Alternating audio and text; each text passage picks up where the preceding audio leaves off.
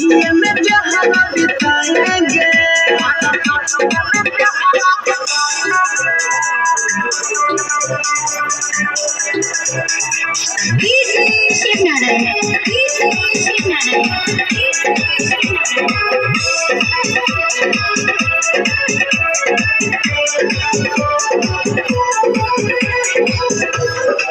Music director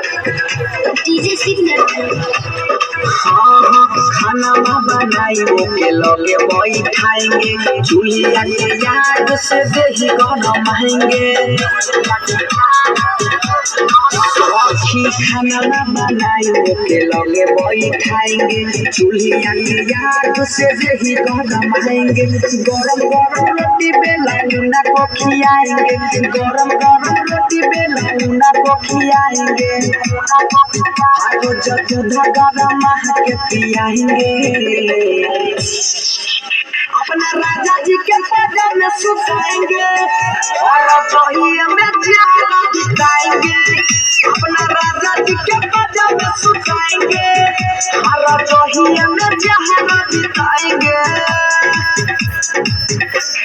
DJ Shivnarayan DJ Shivnarayan.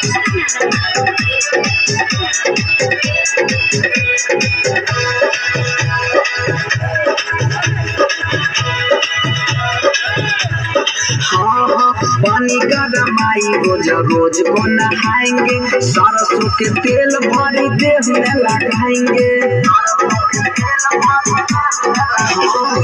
पानी गरमाई रोज रोज को नहाएंगे सरसों के तेल भरा देह में लगाएंगे बनसी वाला मुआ के लागी नहीं पाता बनसी वाला मुआ के लागी नहीं पाता पुआरा के आगे तपाएंगे अपना राजा जी के पद में सुताएंगे हर जहिए में जहरा बिताएंगे अपना राजा जी के पद में सुताएंगे हर जहिए में जहरा बिताएंगे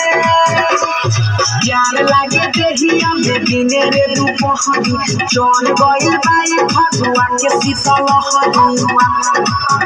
दिलवाना कर दुखाएंगे